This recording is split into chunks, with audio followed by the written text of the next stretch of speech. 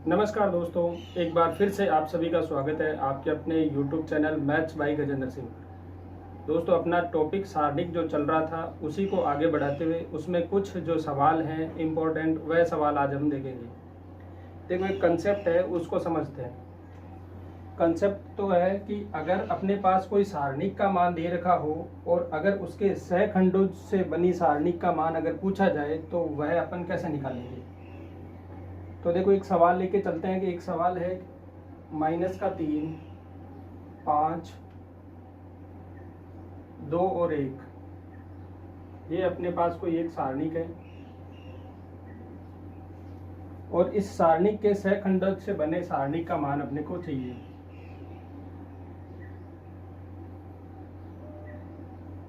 सहखंडों से बने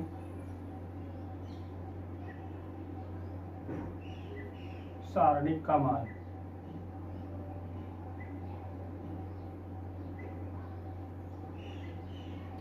देखो, सेकंड निकालना अपन ने देखा था कि सेकंड निकालने के लिए उस अवयव को, जिस अवयव को लेते हैं उस अवयव की जो पंक्ति है और उस स्तंभ है उसको तो छोड़ देते हैं और बाकी जो सारणिक बनती है उसको सोल्व करते हुए उसका मान निकालते हैं। यहाँ से अपन देखेंगे कि अगर 3 का देखें तो ये कौन सा होगा, A11 होगा। A11 से या C11 कह सकते हैं अपन इसको, क्योंकि M11 है वो तो क्या होता है, माइनर होता है, मतलब उपसारणिक होता है। लेकिन A11 या C11 कह सकते हैं तो वो किसका होगा, 3 का -3 का सहखंड। अब -3 का सहखंड अपन देखेंगे तो वो कैसे आता है। पहली बात तो आता है -1 और उसकी पावर आती है i+j।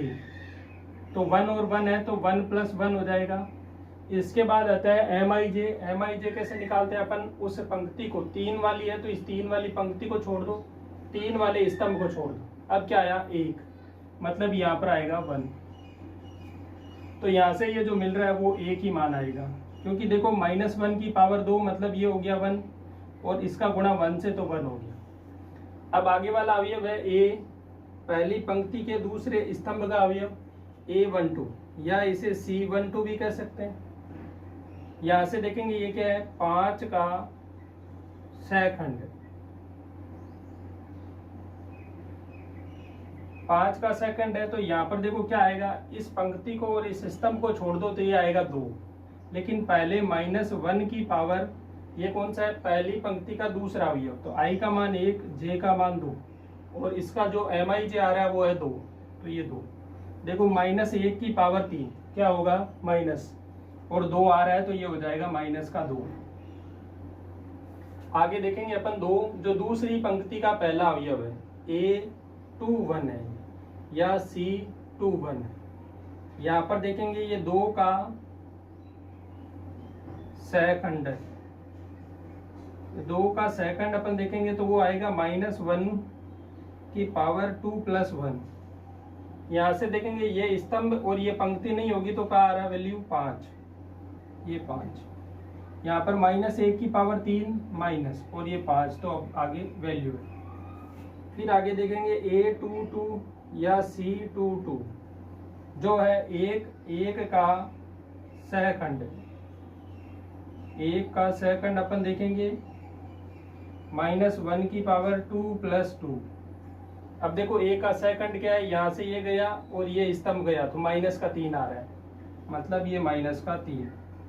यहाँ से देखो -1 की पावर 4 प्लस हो गया, फिर आगे -3 है तो ये हो गया -3। अब देखो इससे जो सारणिक बनेगी वो सारणिक कौन सी बन रही है, -3 की जगह अपन रखेंगे 1, 5 की जगह रखेंगे -2, फिर आगे 2 की जगह रखेंगे -5 और अपन 1 की जगह रखेंगे -3। और इस सारणी का अपने को मान निकालना है। अब देखो इस सारणी का मान क्या आ रहा है, इनको करेंगे गुणा, ये आ रहा है -3, फिर माइनस करेंगे और इनका गुणा, तो ये देखो -2 का गुणा -5 से कितना हो रहा है, माइनस प्लस और 5 का गुणा 2 से 10, ये कितना आ रहा है, -3 और -10, -13। यहाँ से अपन देखेंगे सारणिक का मान क्या आ रहा है, ये कितना आ रहा है -3, इनका गुणा आ रहा है -3, फिर माइनस करेंगे इनका गुणा, तो ये कितना हो रहा है -10, ये आ रहा है -13। पहली बार अपन ने देखा कि जो सारणिक का मान है, अगर मैं कहूं सेकंड से बनी सारणिक का जो मान है वो d है, सेकंड से बनी सारणिक का मान d है। जब इसकी कोटि क्या होगी, पहले इसकी कोटि देखेंगे अपन, कोटि कितनी है, इसकी कोटि है 2, ये 2 कोटि का सारणिक है, 2 कोटि का सारणिक है, और जो सारणिक का मान है और सेकंड से बनी सारणिक का मान है वो बराबर आ रहा है। देखो,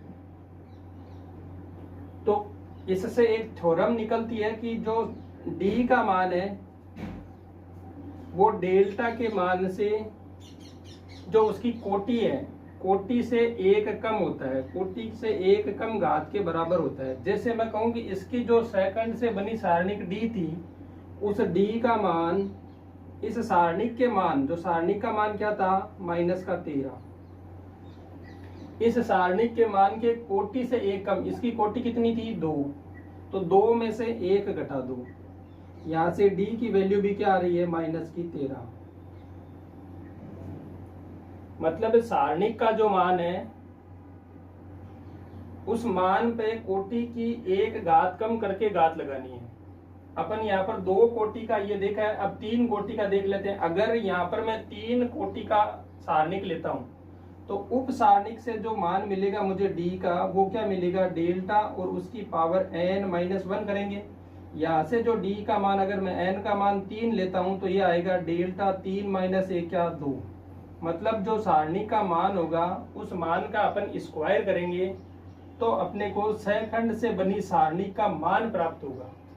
सेकंड से बनी सारणिक प्राप्त नहीं होगी, सेकंड से बनी सारणिक का मान है वो निकाला जाता है इस थ्योरम से। ये कहती है जो सेकंड से बनी सारणिक है उसका मान सारणिक के मान के कोटि की पावर में -1 करना है। अब देखो 3 कोटि का अपन एक सारणिक लेते हैं और उससे समझते हैं, क्योंकि 2 कोटि के सारणिक से तो हमेशा मान समान आएगा। 3 कोटि की सारणिक लेंगे तो उसका क्या होगा, सारणिक के मान का स्क्वायर आएगा। 4 कोटि का सारणिक लेंगे तो उसके सारणिक के मान का क्यूब निकलेगा।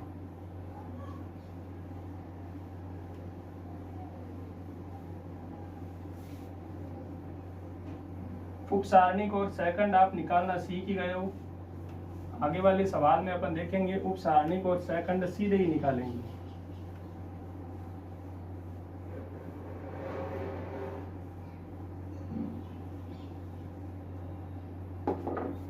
तीन कोटि का एक सारणिक लेते हैं अपन, और 3 कोटि का सारणिक मेरे पास है 2, 3 माइनस का 1, फिर है 1, 2 और 4, उसके बाद है माइनस का 3, 5 और 1। ये तो आपके पास सारणिक है और आपसे कहा है कि d का मान निकालो। अब d क्या है, पिछले सवाल में अपन ने देखा था कि इस सारणिक के सखंड से बना जो सारणिक होगा, सखंडों से बना सारणिक होगा, उसका मान है d। तो उसको निकालने के लिए अपन, अपने को पता है पिछले सवाल में अपन ने देखा था कि इसका जो मान आएगा वो इस सारणिक के मान के वर्ग के बराबर आएगा। लेकिन एक बार के लिए समझने के लिए फिर से अपन देखते हैं। अगर मैं कहूं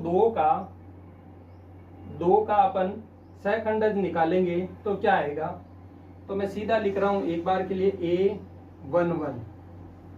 a11 का मतलब हो गया 2 का सखंडज। 2 का सेकंड है तो ये तो गया स्तंभ, ये गई पंक्ति। यहां से देखेंगे, देखो ये तो हो रहा है 2 और इसका गुणा हो रहा है 20। 2 माइनस 20 करेंगे तो कितना आ रहा है, माइनस का 18।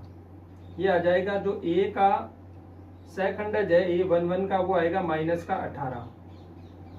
इसी प्रकार से आगे देखेंगे a12, अवयव कौन सा है, 3 अवयव है 3, तो 3 का देखेंगे सेकंड। 3 का जो सेकंड आएगा तो यहां से देखो 3 वाला स्तंभ जाएगा और 3 वाली पंक्ति जाएगी। अब 3 वाला स्तंभ और पंक्ति गया तो 1 का गुणा 1 से करेंगे और 4 का गुणा -3 से करेंगे और इसको घटाएंगे। यहाँ पर अपन अलग से गुणा करके देख लेते हैं। 1 का गुणा 1 से 1 हो गया, माइनस करेंगे 4 का गुणा 3 से, माइनस के 12 हो रहा है, आगे पहले से माइनस है तो ये हो जाएगा प्लस के 12। ये क्या मिल रहा है, 13 मिल रहा है। अब देखो यहाँ पर देखेंगे चिन्ह, ये जोड़ने पर क्या आ रहा है, विषम संख्या आ रही है, मतलब बाहर माइनस आ जाएगा। इनको देख लेना है कि जो ये संख्या अगर विषम है तो प्लस रहेगा और ये संख्या विषम है तो माइनस रहेगा। तो यहाँ पर देखो ये इन दोनों का योग है, वो विषम है तो यह माइनस आ गया। आगे A13 का अवयव है माइनस का 1 और उसका सेकंड क्या होगा, ये पंक्ति और ये स्तंभ छोड़ देंगे तो यहाँ से देखेंगे, देखो 1 का गुणा 5 से तो 5, फिर माइनस करेंगे 2 का गुणा -3 से, माइनस का 6 और ये माइनस पहले से है तो प्लस का 6, ये हो रहा है 11। यहाँ से देखेंगे, देखो ये क्या है, 3 और 1 4 सम संख्या है, मतलब यहाँ पर प्लस ही रहेगा और पहले से ये 11 प्लस की है तो ये 11 रहेगा। ये आ गए 3 अवयवों के सेकंड। आगे देखेंगे जो आएगा A21 का मान है 1, इसका सेकंड अपन देखेंगे। सेकंड के लिए ये वाली पंक्ति जाएगी और ये वाला स्तंभ, तो यहाँ से होगा 3 का गुणा 1 से, 3 का गुणा 1 से 3 हो गया, 5 का गुणा -1 से, माइनस का 5 होता है और ये माइनस माइनस प्लस का 5 हो जाएगा। यहाँ से इसकी वैल्यू क्या आ गई, 8। चिन्ह देखो, 2 और 1 3, विषम संख्या है मतलब माइनस आएगा। अब देखते हैं A22, जब A22 देखेंगे मतलब 2 का, इसका ये स्तंभ गया, ये पंक्ति गई, यहाँ से 2 और 1 का गुणा कितना आ रहा है, 2, फिर इसको करेंगे -3 का गुणा -1 से तो हो रहा है प्लस के 3 और यहाँ वाला माइनस के 3 कर देगा। फाइनली वैल्यू क्या आ रही है, -1। A22 है, सम संख्या है तो वो क्या रहेगा, प्लस ही, तो ये हो जाएगा -1। इसके बाद देखो आगे देखेंगे, आगे जो है A23 में ये वाला स्तंभ जाएगा और ये पंक्ति जाएगी। यहाँ से 2 का गुणा 5 से होगा तो 10, साइड में लिख लेते हैं एक बार के लिए 10, माइनस करना है अपने को, ये वाला हो गया, ये हो गया। यहाँ से करेंगे 3 का गुणा 3 से, माइनस का 9 और ये पहले से माइनस है तो प्लस का 9, ये 19 हो रहा है। यहाँ पर देखो ये क्या है, विषम संख्या मतलब माइनस आएगा, माइनस का 19 हो गया। अब देखो तीसरे पंक्ति की तरफ चलते हैं। यहाँ से आएगा A31 के लिए ये वाला स्तंभ और ये वाली पंक्ति जाएगी। 3 का गुणा 4 से हो रहा है 12, फिर माइनस करेंगे, माइनस का 2 तो माइनस माइनस हो गया प्लस का 2, ये हो रहा है 14। यहाँ से 4 मतलब सेम रहेगा तो ये 14। इसके बाद देखेंगे A32, ये तीसरी पंक्ति, ये दूसरा स्तंभ है। 2 का गुणा 4 से तो हो रहा है 8, फिर माइनस करना है, ये हो गया माइनस का 1 तो ये माइनस माइनस प्लस का 1, ये हो रहा है 9। ये देखो क्या है, विषम संख्या मतलब माइनस लगा दो आगे। आगे देखेंगे A33, ये 3 और 3 6 हो रहा है मतलब प्लस ही रहेगा। वैल्यू देख लेते हैं, ये 33 तो ये गई स्तंभ, ये गई पंक्ति। 2 का गुणा 2 से 4, माइनस करेंगे 3 तो ये हो रहा है 1, पहले से पॉजिटिव ही रहेगा चिन्ह। तो ये जो सारणिक मिली अपने को, अब देखो इससे सारणिक बना लेते हैं फिर से। जो D का सारणिक अपने को मिला है वो देखो इस प्रकार का है। पहले देखो आ रहा है माइनस के 18, फिर पहली पंक्ति का दूसरा अवयव होगा माइनस का 13, ठीक इसी प्रकार से अगला अवयव 11, इसके बाद -8 -1 और ये है माइनस का 19, फिर है 14 माइनस का 9 और प्लस का 1। ये जो है ये D का मान है। A और D के मान सारणिक में तो अपने को मिल गए। देखो सारणिक दोनों को देखो, डेल्टा और D को आप देखोगे तो डेल्टा और D जो है वो सारणिक की फॉर्म में तो अलग अलग दिख रहे हैं। देखो यहाँ पर 2 है, यहाँ माइनस के 18 है, यहाँ पर 3 है, ये माइनस का 13 है, यहाँ पर 1 है माइनस का, ये सब 11 है। तो सारणिक का फॉर्म में तो ये अलग अलग आ रहे हैं, लेकिन अपने को तो इसका मान चाहिए और सारणी का मान अपन निकाल सकते हैं। इस सारणी का मान निकालेंगे, या तो आप क्या निकालोगे, अवयव को सेकंड से गुणा करोगे तो इस सारणी का मान आ जाएगा, या अपन क्या कर सकते हैं,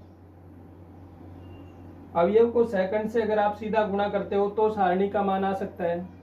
या हमने देखा था कि एक सीधा तरीका था कि ये दो स्तंभ है, 3 कोटि का है, तो 2 स्तंभ को आगे लिख देंगे और 2 स्तंभ को आगे लिखने के बाद एक बार के लिए सीधा गुणा कर देंगे, एक बार के लिए वापस पीछे से गुणा करते हुए आ जाएंगे तो वैल्यू मिल जाएगी। मैं देखो उस टाइप से लिख देता हूँ एक बार के लिए, 2 1 माइनस का 3 3 2 5। यहाँ से देखेंगे इसका गुणा देखो क्या हो रहा है 4। इनका गुणा देखो पहले तो माइनस आएगा, 3 का गुणा 3 से 9, 9 का गुणा 4 से 36। अब देखो इसका गुणा, ये गुणा क्या आ रहा है माइनस का आएगा 5। अब हमते को घटाना है और इस तरफ से चलते हुए आना है, ये हो रहा है 3, फिर यहाँ से ये हो रहा है 40, फिर ये हो रहा है देखो माइनस माइनस प्लस हो गया, फिर से 3 दूनी 6 हो गया। इनको देखो क्या आ रहा है ये वैल्यू 36 माइनस 5 प्लस का 4, तो ये हो गया 36 में एक और जोड़ दो माइनस के 37, ये माइनस का 40 और 6 46 और 3 गुण 50। इन दोनों को जोड़ो तो माइनस के आएंगे 4 6 9 और 7 16 हो गए, तो हाथ की 1 4 और 3 7 और 1 8, मतलब माइनस का आ रहा है 86। माइनस का क्या आ रहा है 86 आ रहा है। ये किसका मान आया है, ये वैल्यू आई है अपने पास, ए की वैल्यू आ गई, डेल्टा की वैल्यू आई है।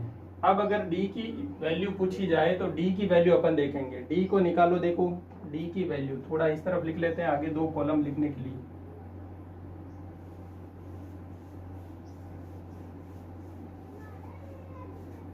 जो अपने पास डी मिला है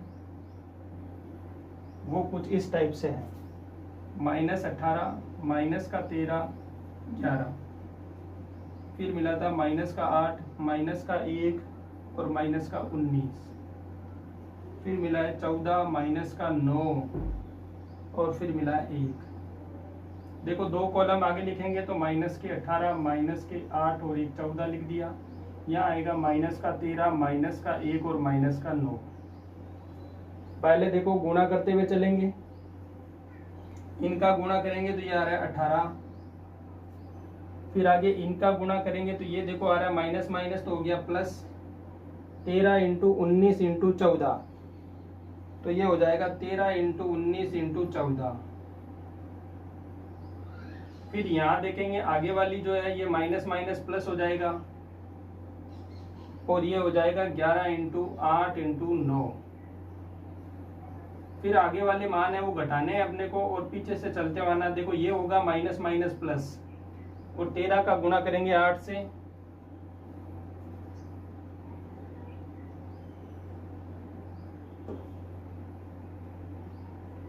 तो ये होगा 154। यहां से आगे देखेंगे माइनस के 18 माइनस के 19 और माइनस के 9, ये माइनस का हो रहा है तो माइनस का आएगा 18 इंटू 19 इंटू 9। फिर आगे जो है वो आ रहा है देखो 11 को करेंगे 14 से गुणा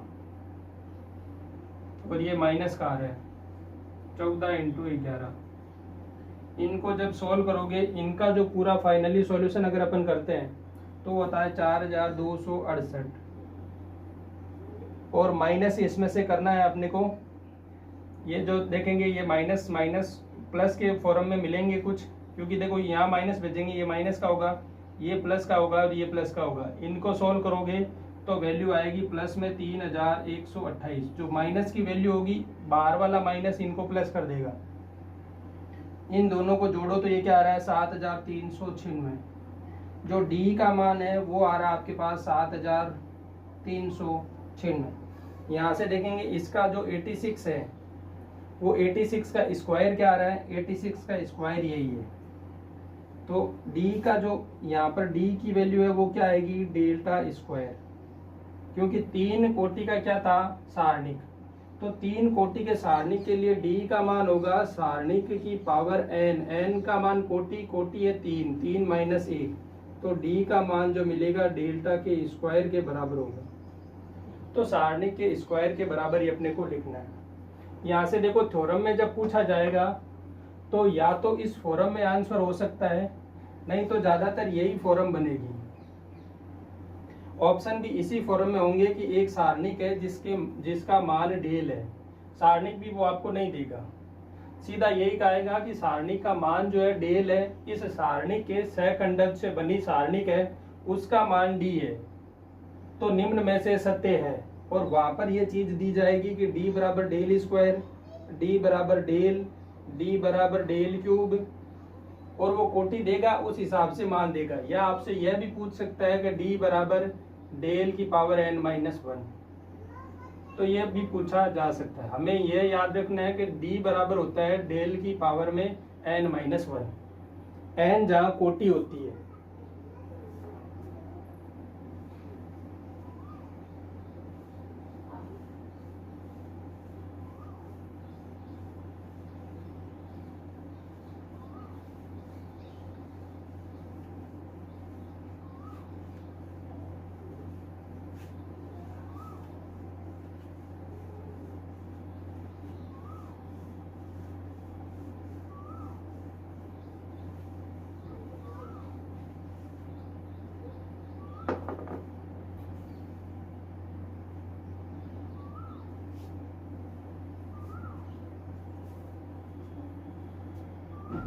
अब देखो सारणिक की प्रॉपर्टी या गुणधर्म के बारे में बात करते हैं। जो सारणिक के गुणधर्म है उनके बारे में देखें।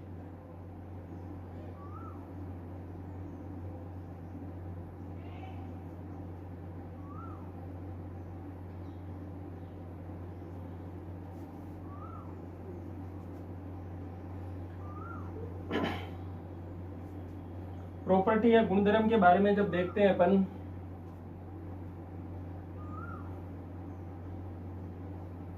तो पहली बात यह कह रही है कि किसी भी पंक्ति या स्तंभ के सभी अवयव शून्य होने पर सारणिक का मान शून्य होता है। अगर कोई पहला नियम यह कह रहा है कि सारणिक के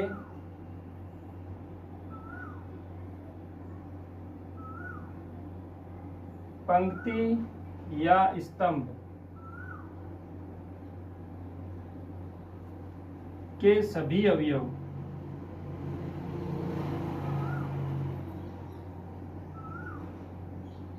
शून्य हो तो सारणिक का मान क्या होता है, सारणिक का मान शून्य होता है।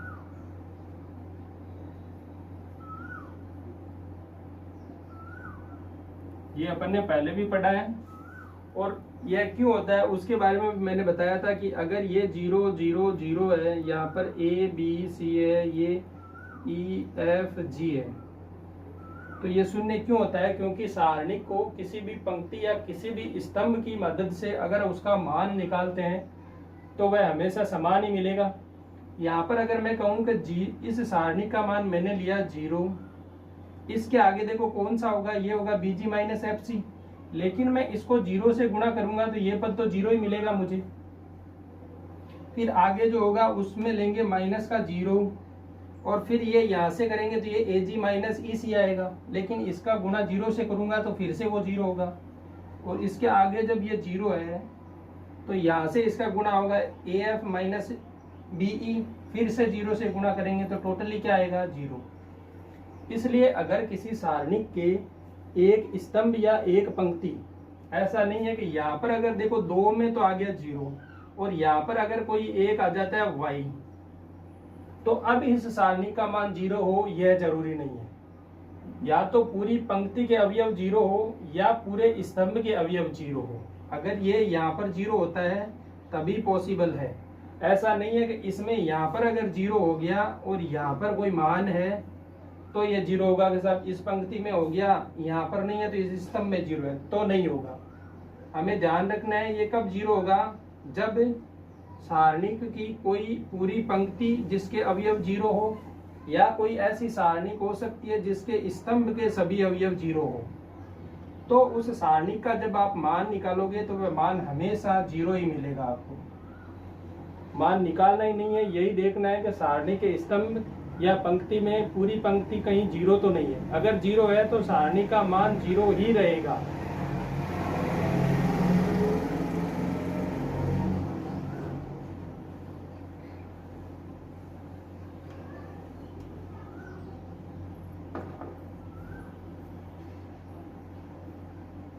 दूसरा गुणधर्म है कि सारणिक के पंक्ति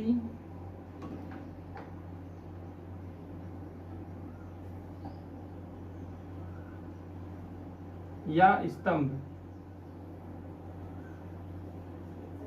सारणिक में कोई दो पंक्ति या स्तंभ के अवयव अगर समान है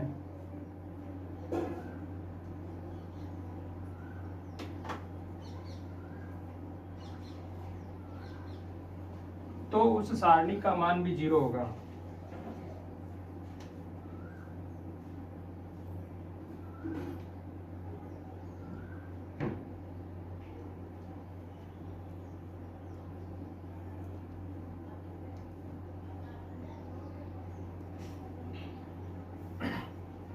देखो ये कैसे है कि अगर कोई सारणिक है, उस सारणी का मान ले लेते हैं अपन की एक पंक्ति ले लें 2 5 7। ठीक इसी प्रकार से दूसरी पंक्ति भी यही है 2 5 7, और अगली पंक्ति कुछ चेंज है 4 3 2। तो भी इस सारणी का जब आप मान निकालोगे तो वह मान हमेशा 0 आएगा।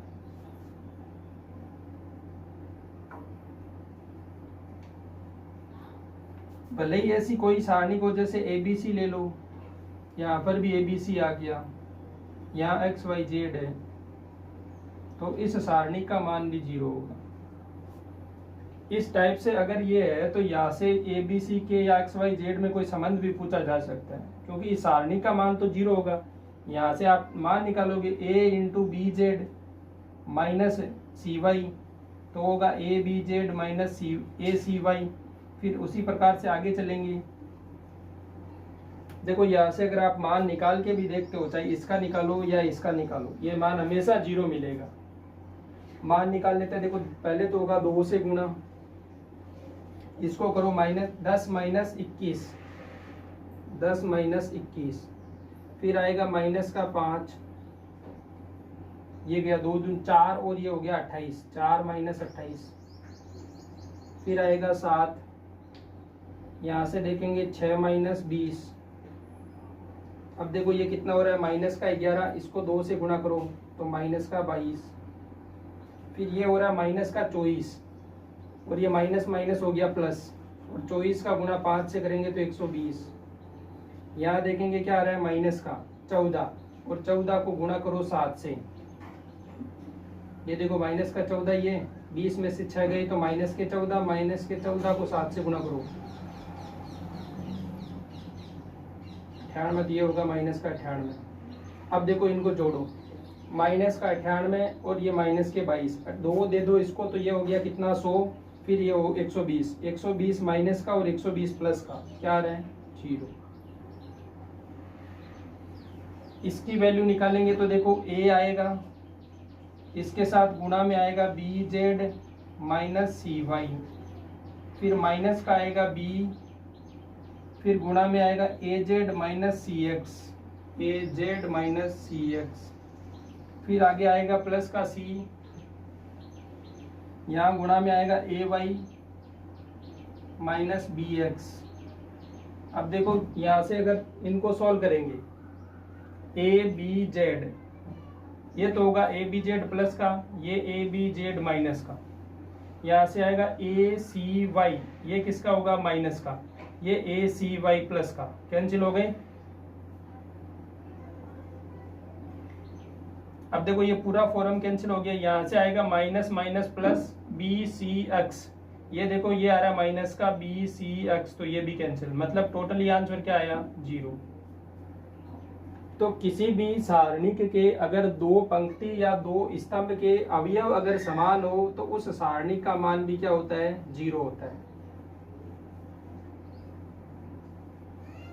तो ये दो प्रॉपर्टी है जो देख लेना एक बार के लिए, फिर आगे वाली प्रॉपर्टी पर चलते हैं। ये दो प्रॉपर्टी है, अगर सारणिक के किसी भी एक पंक्ति का या एक स्तंभ का मान पूरा शून्य हो तो वह शून्य होगी सारणिक का मान, या सारणिक के कोई दो पंक्ति या दो स्तंभ के अवयव अगर समान हो तो भी उसका मान क्या होगा, शून्य होगा।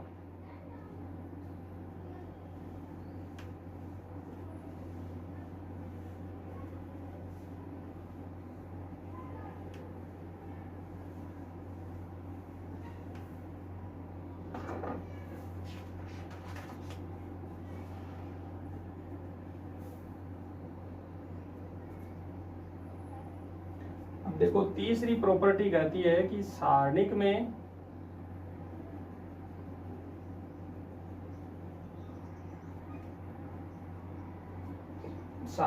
पंक्तियों को स्तंभ में बदलो,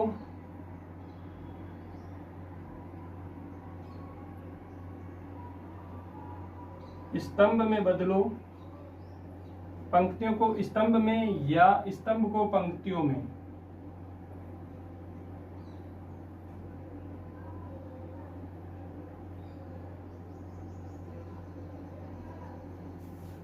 बदलने पर सारणिक के मान में कोई परिवर्तन नहीं आता है, सारणिक का मान है वो समान रहता है।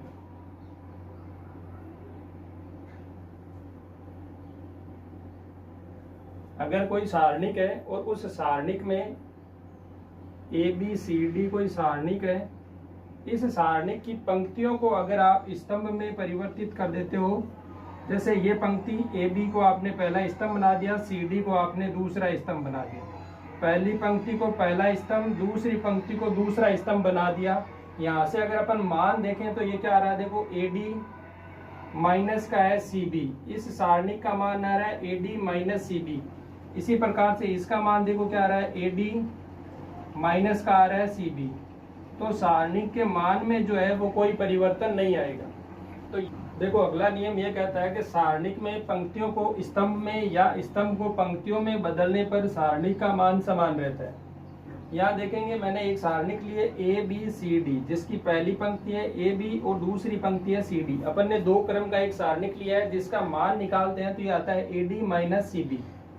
मैंने सारणिक की पंक्तियों को स्तंभ में कन्वर्ट कर दिया। AB देखो यहाँ पे मैंने पहला स्तंभ ले लिया, CD मैंने दूसरा स्तंभ ले लिया, पंक्तियों को स्तंभ में चेंज किया। अब मान निकालते हैं तो ये देखो AD माइनस का आ रहा है CB,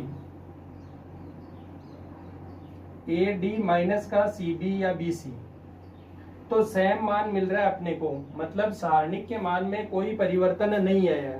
तो नियम यह कहता है कि पंक्तियों को चाहे स्तंभ में बदलो चाहे स्तंभ को पंक्तियों में बदलो, लेकिन करना सभी के साथ है। ऐसा नहीं पहली पंक्ति को और पहले स्तंभ को आपस में इंटरचेंज कर दिया, बाकी सभी को नहीं किया, तो मान समान नहीं मिलेगा।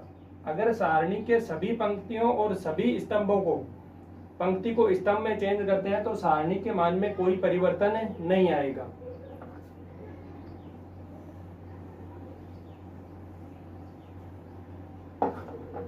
अगली प्रॉपर्टी कहती है कि सारणिक के कोई दो क्रमागत पंक्ति या स्तंभ को सारणिक के कोई दो क्रमागत पंक्ति या स्तंभ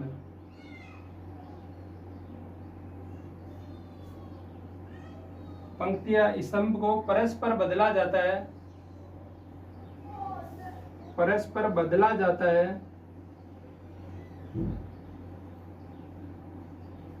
तो सारणिक का मान तो समान रहेगा। तो सारणिक का मान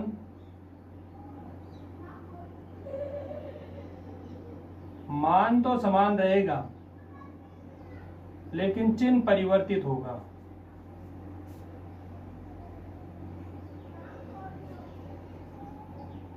चिन्ह है वो क्या होगा, परिवर्तित होगा।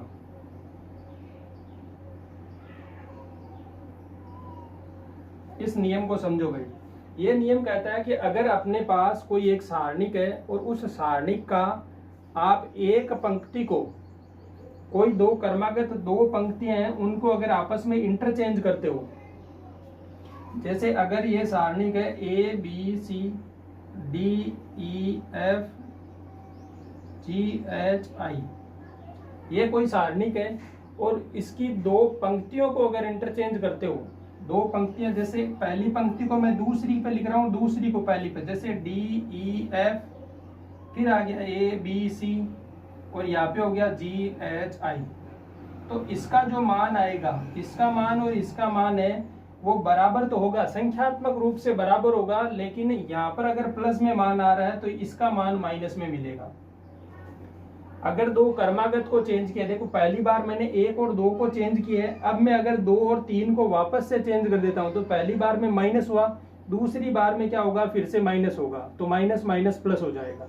लेकिन अगर आप एक बार के लिए क्रमागत दो पंक्तियों को चेंज करते हो, और ये ध्यान रखना एक बार में क्रमागत ही चेंज होगी, अगर पहली को तीसरे स्थान पर लेकर आना है तो पहले पहली और दूसरी को चेंज करेंगे, जिससे पहली पंक्ति दूसरे नंबर पर आ जाएगी, फिर दूसरी और तीसरी को चेंज करेंगे तब ये पहली पंक्ति तीसरे नंबर पर जाएगी। ऐसा नहीं होगा कि पहली और तीसरी को आप आपस में इंटरचेंज कर दो।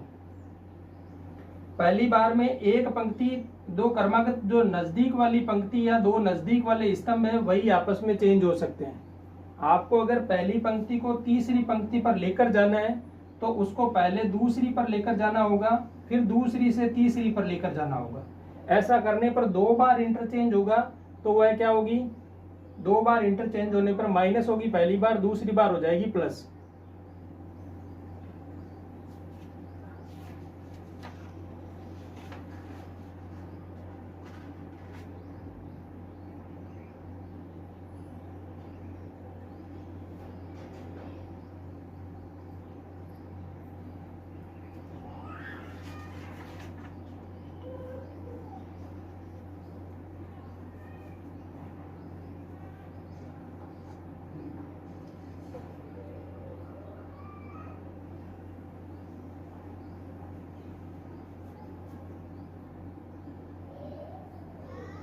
अब देखो आगे जो नियम है वो देख लेते हैं। कुछ नियम और है। एक नियम कहता है कि सारणिक में अगर किसी एक पंक्ति को आप अचर संख्या से गुणा करते हो तो सारणिक का मान है वो क्या हो जाता है, उस अचर संख्या से गुणा हो जाता है एक पंक्ति को ही गुणा करने पर।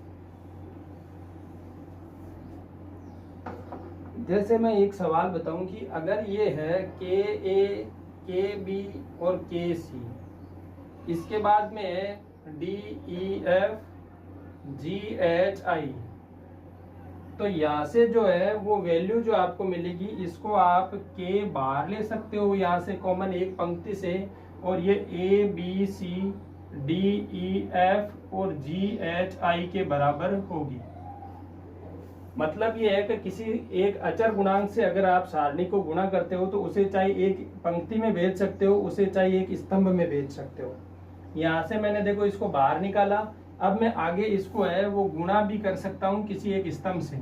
जैसे मैं कर देता हूँ ए के बी सी डी के ई एफ और जी के एच आई, मतलब मैंने इस के को पंक्ति से बाहर निकाला तो भी मान वही रहेगा, और उस के को मैंने एक स्तंभ में गुणा कर दिया तो भी मान वही रहेगा। मतलब कोई अचर संख्या अगर बाहर निकलती है तो उसको बाहर निकाल सकते हो, इसको आगे एक पंक्ति से निकाल के किसी दूसरी पंक्ति में गुणा कर सकते हो या किसी दूसरे स्तंभ में गुणा कर सकते हो, तो इस सारणिक के मान में है वो कोई परिवर्तन नहीं आएगा।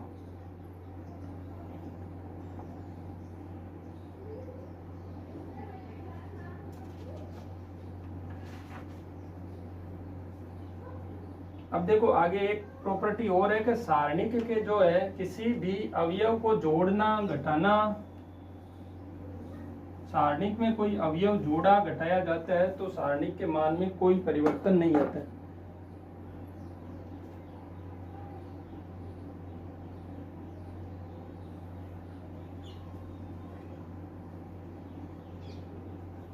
देखो कोई सारणिक है a b c p q r x y z, ये एक सारणिक है। इस सारणिक की किन्हीं दो पंक्तियों को जोड़कर लिखने पर, जैसे मैं कहूँ कि मैंने लिख दिया a plus b, p plus q और x प्लस वाई, और आगे लिख दिया b q y c r z, इनका मान समान रहेगा, इनका मान समान रहेगा।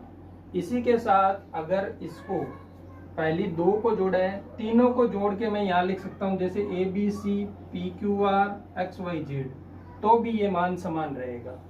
या अगर अपन स्तंभ की बात करें तो भी मान क्या होता है, समान होता है। तो ये नियम ये कहता है कि सारणिक की किन्हीं पंक्तियों या स्तंभ, सारणिक की किन्हीं पंक्तियों या स्तंभों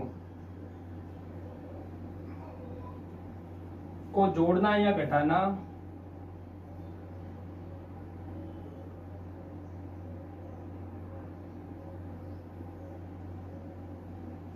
या कह सकते हो पंक्ति या स्तंभ को किसी अचर संख्या से गुणा करके जोड़ना या घटाना। पंक्ति या स्तंभ को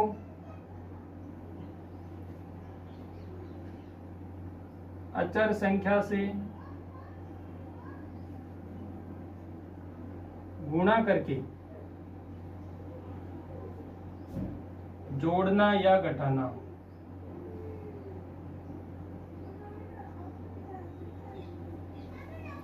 तो घटाने पर सारणी का मान समान रहता है।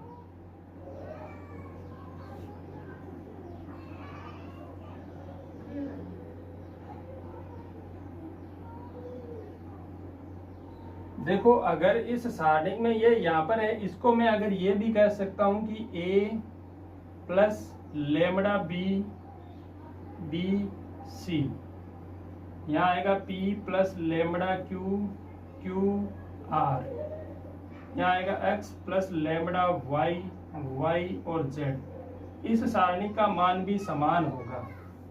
इन तीनों सारणिकों के मान क्या होंगे, समान होंगे। मैंने दूसरे स्तंभ को एक लेमड़ा से गुणा करते हुए पहले स्तंभ में जोड़ दिया है, तो मान में कोई परिवर्तन नहीं होगा। इसकी मदद से आपको कहाँ पर सवाल मिल सकता है, एक सारणी का मान आपको दे दिया जाता है और यहाँ से अगर कहेगी लेमड़ा का मान बताओ, तो इस सारणी का मान और इस सारणी का मान बराबर होगा।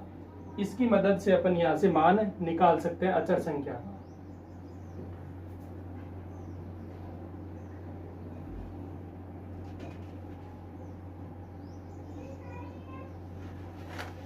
तो ये सब तो है सारणिक के नियम, जो या नियम कह सकते हो, प्रॉपर्टीज कह सकते हो, इनके गुणधर्म कह सकते हो। मतलब क्या क्या परिवर्तन अपन इस सारणिक में कर सकते हैं जिससे सारणिक के मान है वो नहीं बदले। कुछ सवाल स्पेशली अपने पास और रहेंगे, उन सवालों का सॉल्यूशन अपन आगे क्लास में करेंगे और देखेंगे कि किस टाइप से जो है वो सारणिक के सवाल अपन हल करेंगे। इसी के साथ सारणिक से जो समीकरण निकाय बनता है उसका हल भी निकालना सीखेंगे। सारणिक से समीकरण निकाय का हल निकालना भी सीखेंगे, वो नेक्स्ट क्लास में देखेंगे। धन्यवाद।